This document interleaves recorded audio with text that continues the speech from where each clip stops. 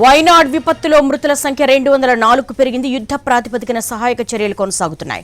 శిథిలాల కింద చిక్కుకున్న వారిని ఆర్మీ జాగిలాలతో గుర్తించేందుకు ప్రయత్నిస్తున్నారు. మరో 3000 మందిని రక్షించారు. కోస్ట్ గార్డు కూడా రంగంలోకి దిగింది. చూరల్ మలకు 60 ప్రత్యేక బృందాలను పంపింది నేవల్ అకాడమీ. ఇటు మిస్సింగ్ల వివరాలు తెలుసుకుంటోంది.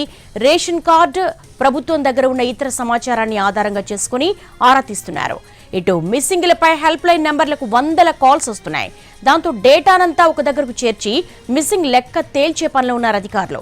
ఇప్పటివరకు 156 మృతదేహాలను వెలికితీశారు. ప్రమాద స్థలం నుంచి 146 కిలోమీటర్ల దూరంలో ఉన్న నీలంపురా దగ్గర కొన్ని మృతదేహాలు గుర్తించారు.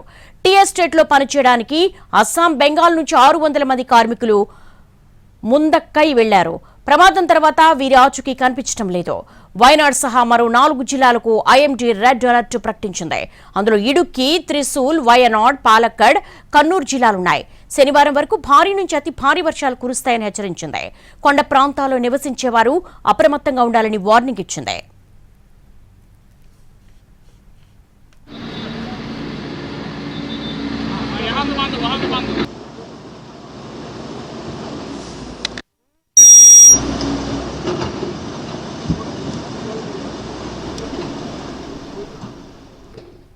ఘటనా స్థలంలో కేఎస్డీఎంఏ, ఎన్డీఆర్ఎఫ్ బృందాలు, ఆర్మీ కలిసి రెస్క్యూ ఆపరేషన్ కొనసాగిస్తున్నాయి.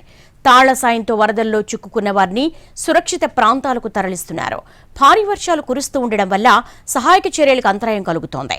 కొండ చర్యల కింద చాలా మంది ప్రజలు చిక్కుకుపోయి ఉంటారని స్థానికులు భయాందోళన వ్యక్తం చేస్తున్నారు.